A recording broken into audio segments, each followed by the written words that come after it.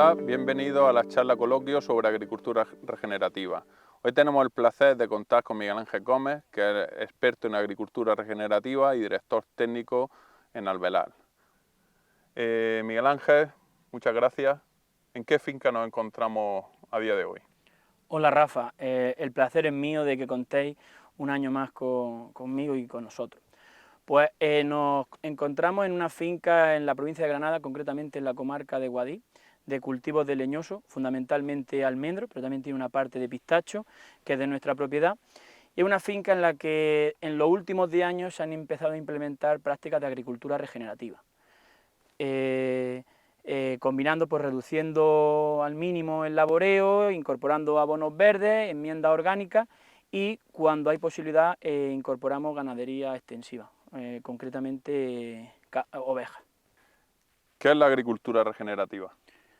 Es un modelo agrícola que intenta integrar, que da un paso más allá de la agricultura ecológica y que intenta integrar distintos factores, tanto el suelo, la planta y la ganadería.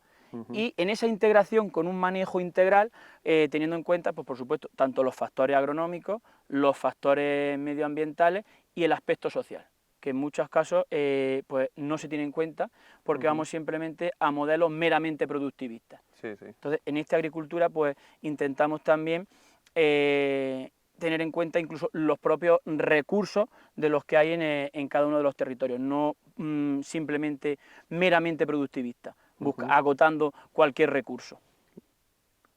¿Cómo es y por qué surge el concepto regenerativo? ¿De dónde viene, por así decirlo? Digamos que ese origen puede ser incierto, ¿no? Puede haber distintas corrientes, o de Centroamérica o aquí en Europa, pero creo que ya surge a día de hoy por una necesidad. Es decir, una necesidad, digamos, ya no solo digamos, de la agricultura, sino a nivel del planeta, de la sociedad, del modelo, porque no podemos ir a agotar recursos, a hacer unos modelos productivos con alta huella hídrica, alta huella de carbono y contaminantes, sino que la agricultura, por supuesto, es una actividad humana, agrícola, que tiene un impacto, pero lo que hay que hacer es producir generando el menor impacto posible y obteniendo productos lo más saludables y respetuosos con el medio ambiente. Bueno, y de ahí entiendo que viene el concepto regenerativo, que al final viene con esa acepción de regenerar el terreno, ¿no? O mantener por lo menos el terreno en la forma en la que está hoy día o incluso mejorarlo, ¿no? Efectivamente, es decir, como mínimo, como agricultores, lo que tenemos es que sacar esa rentabilidad, pero mejorar la finca, mejorar la fertilidad a las generaciones futuras, no solo ser cortoplacistas, y siempre con una visión de mejora de la materia orgánica, del fomento y conservación de biodiversidad, de, como digo, de uso racional de los recursos disponibles y, por supuesto, pues producir, mantener o incrementar las producciones. Y otra cuestión que me gustaría plantearte, en cuanto a producción ecológica y producción regenerativa, ¿son iguales? ¿En qué se diferencian? ¿Serían compatibles? ¿Serían compatibles una producción ecológica y una agricultura regenerativa o producción regenerativa? Sí, claro, son completamente compatibles. De hecho, esta finca está certificada en ecológico. Como digo, la agricultura regenerativa da un paso más allá de la agricultura ecológica, porque a día de hoy, aunque hay un reglamento europeo que nos rige la agricultura ecológica, que ¿no? prohíbe el uso de fertilizantes o fitosanitarios de síntesis, pero no tiene en cuenta ni la erosión, ni la conservación del suelo, ni la biodiversidad. Entonces, y esos serían los aspectos que la agricultura regenerativa, por así decirlo, consideraría con respecto a la agricultura ecológica. Por la agricultura ecológica entiendo que se rige a una normativa, como tú me estás comentando, pero no llega a ese poco más allá de pues, conservación del suelo o disminución de la erosión, ¿no? Según me comentas. efectivamente, para que cualquiera lo pueda entender y de los agricultores que nos estén escuchando, es decir, podemos tener una finca que está certificada en ecológico, pero el suelo está completamente desnudo y podemos estar erosionando y perdiendo toneladas de suelo. Entonces, eso es el paso más allá que hay que dar a día de hoy. Sí, sí. Interesante, interesante. ¿Necesita certificación la agricultura regenerativa? A día de hoy no hay un sello europeo, en la Unión Europea no hay un sello que avale o certifique la agricultura regenerativa, como tampoco lo hay a nivel nacional. Pero sí están surgiendo ciertas normas privadas en torno a la agricultura regenerativa.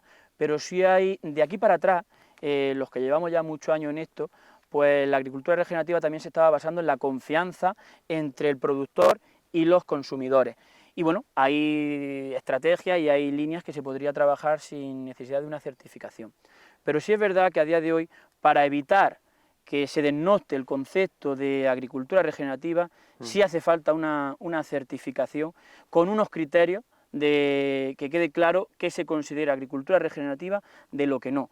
Porque hace unos años a lo mejor pensábamos otra cosa, pero a día de hoy, pues grandes empresas, grandes corporaciones están cogiendo de forma interesada el concepto de agricultura regenerativa y se está confundiendo, por ejemplo, con la agricultura de conservación, que ya da un paso y es importante, pero permite el uso de herbicidas. Entonces, en la agricultura regenerativa no podemos permitir el uso de herbicidas de síntesis, por ejemplo, para el control de las cubiertas vegetales. Entonces sería interesante, ¿no?, que pudiera existir esa certificación, que se pudiera certificar sobre una finca la agricultura regenerativa y que de esa forma se pudieran pues también certificar que se están haciendo esas prácticas regenerativas y que, bueno, al hilo de lo que estamos hablando, que no todo es regenerativo, ¿no? Y que poner la palabra regenerativo pues implica algo más, no es solamente eso, ¿no, Miguel? Sí, haría falta, como digo, de unificar esos criterios y donde haya unos criterios mínimos, es decir, en el cultivo de los leñosos, de los almendros, haya unos criterios mínimos. Y perdona, ¿y cuáles serían esos criterios mínimos, por ejemplo, para una finca de almendros? Pues mira, tiene que haber unos criterios mínimos, básicos, y luego que hay que adaptarlos luego adicionalmente a distintos cultivos y a distintas zonas, ¿no? Porque no es lo mismo un cultivo de almendro en el sureste español que un cultivo en el norte, o no es lo mismo un cultivo de cereal en España que en Alemania. Pero sí hay unos mínimos que sea el reducir al mínimo el laboreo, es decir, la intensidad de profundidad de laboreo y en los números de pase al año, eso hay que reducirlo, como máximo a 2 al año y no más de 10 centímetros. Otro tema es, por supuesto, prohibido el uso de herbicidas. Y el tercero, el aporte de enmienda orgánica. Como mínimo, un aporte cada 3 años. Y luego habrá cosas adicionales como sean la incorporación de ganadería extensiva. Es completamente necesario y se sabe todos los beneficios, tanto agronómicos como ambientales, de la ganadería extensiva. Pero no sería un requisito mínimo. ¿Por qué? Porque se puede hacer agricultura regenerativa aunque no tengamos ganadería, pero por supuesto sería un complemento más adicional, por ejemplo, el tema de la ganadería. En resumen y básicamente sería disminución del laboreo, ¿no?, aporte de materia orgánica al suelo, incorporación de los materiales o los recursos. insumos o los recursos que tengamos en el entorno. Y por supuesto prohibido los químicos de síntesis. Bueno, sería un paso más en la agricultura ecológica como hemos estado hablando antes, ¿no? Y mantener cierta superficie del cultivo cubierto todo el año. Es decir, reducimos el laboreo y hay que hacer una transición, por ejemplo, como estamos en esta finca con abono verde, que ahora si quiere hablamos sobre ello, pero sí debemos ya de empezar a que cierto suelo esté cubierto el 100% del año. Y ahí ya se puede trabajar en calle alterna, una parte de la finca, pero no podemos tener todo el suelo completamente desnudo los 365 durante todo días el del año. año. Sin No. embargo, por ejemplo, en una agricultura ecológica sí, ¿no? Efectivamente, como digo, en una agricultura ecológica eso no está considerado a día de hoy. Entonces, eso es ese paso más adicional que, aunque parezcan pequeños pasos, también a los agricultores les cuesta realizarlo y hacemos un gran beneficio. Y si a nivel general se hacen esos pequeños pasos, mínimos, como digo, mínimos, se conseguirá unos modelos agrícolas mucho más sostenibles. Y luego, ya viendo un poco el tema de cubiertas vegetales y bueno, también viendo un poco, y según mi experiencia, creo que convencer a un agricultor para que instale una cubierta vegetal en su cultivo es complicado y bueno, en muchas ocasiones pues hay que adaptar esa cubierta a donde nos situemos y cómo podamos hacer ese manejo. En cuanto a la implantación de estas medidas regenerativas, ¿qué podrías contarme sobre eso? Pues muy buena pregunta esa, Rafa, y muy necesaria. Esto no es una agricultura de sustitución, es decir, igual que hemos pasado, ¿no? Se pasó de la agricultura convencional a la agricultura ecológica, era sustituir determinados insumos. No, esto no es una agricultura de sustitución, esto es una agricultura de procesos. Y todo requiere unos procesos. No podemos estar en una finca labrando 5 y 6 veces al año y de repente querer establecerle cubierta vegetal permanente los 365 días del año y a toda superficie. Tiene que ser de forma transitoria. Por ejemplo, en esta finca, que se labraba mucho, lo que empezamos fue con los abonos verdes, donde como máximo labrábamos 2 veces al año y le hacíamos grandes aportes de materia orgánica al suelo. Ahí vamos mejorando esa estructura, esa fertilidad, vamos usando los recursos de aquí. Esa siembra de leguminosas nos permite fijar el nitrógeno atmosférico, que también vamos luego con ello a fertilizar la cubierta.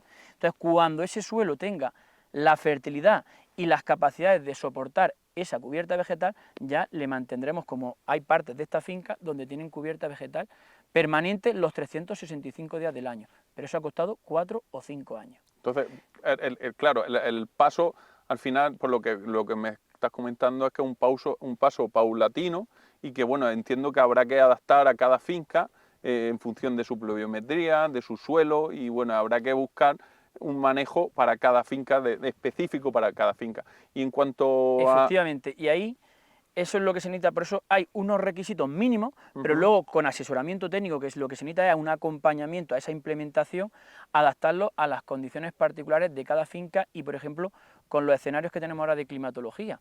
A lo mejor las cubiertas vegetales hay que dejarlas una calle sí, una calle no, para evitar esa posible competencia que tuvieran, o en determinados meses, por cuestiones técnicas, pues no esté esa cubierta.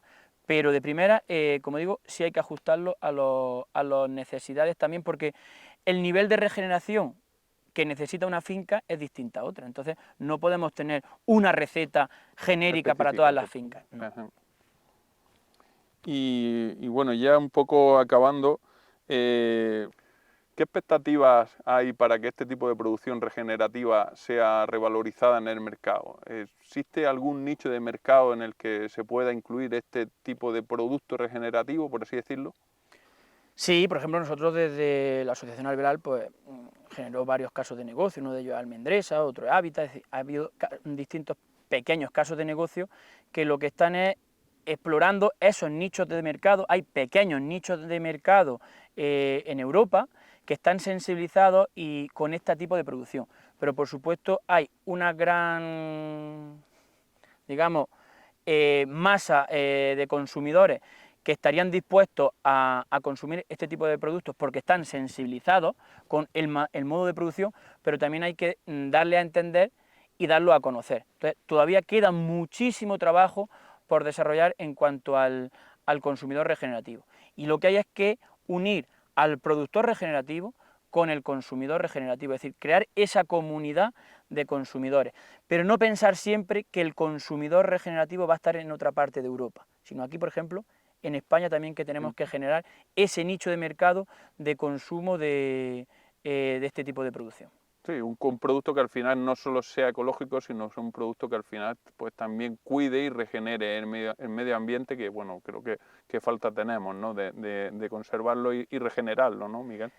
Efectivamente, es como, por ejemplo, la paradoja de que tenemos un cultivo ecológico y luego viene envuelto en muchos papeles y en muchos plásticos. Entonces puede ser el producto muy bien ecológico por su modelo de producción, pero luego en esa comercialización o en esa post cosecha, pues le añadimos una cantidad de plásticos que ya no hacen a ese producto ecológico. Pues lo mismo con este producto regenerativo. No solo pensemos que lo tenemos que llevar a un consumidor, a un nicho de mercado que esté a 4.000 kilómetros, sino que también en las proximidades debemos de nosotros ser respetuosos con ese y conscientes de ese consumo. Entonces, bueno, por lo que me comentas, creo que la agricultura regenerativa es una agricultura con futuro. Bueno, queda camino por recorrer, pero una agricultura con futuro, ¿no, Miguel?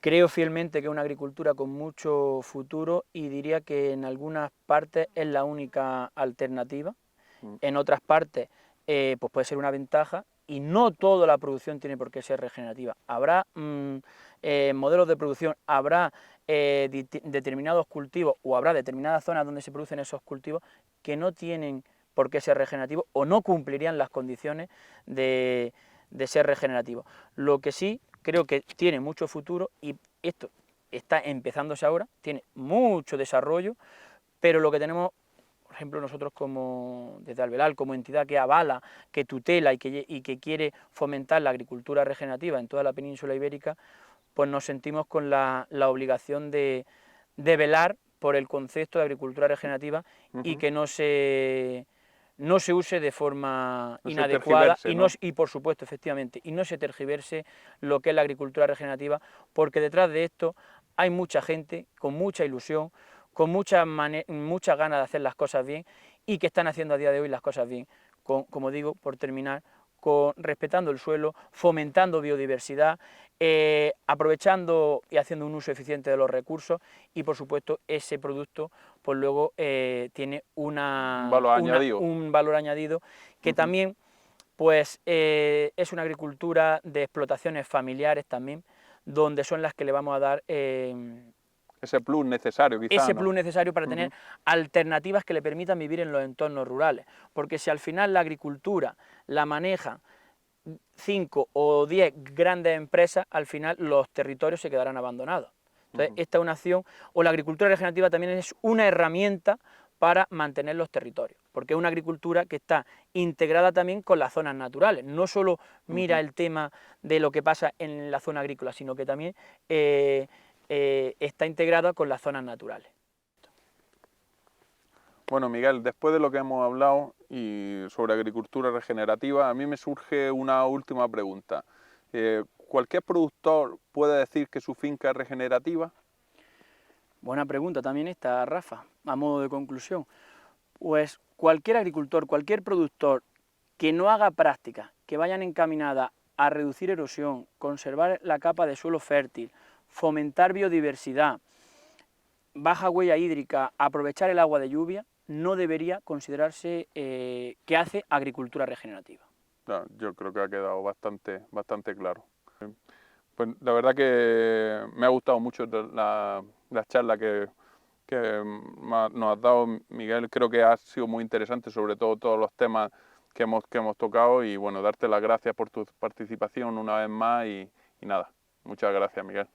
Gracias a ti, Rafa. Bueno, gracias a Crisolar por seguir un año más realizando este tipo de jornadas, y especialmente a ti pues por contar conmigo en este caso, y siempre estaremos a vuestra disposición. Gracias, Miguel. Pues nada, un saludo.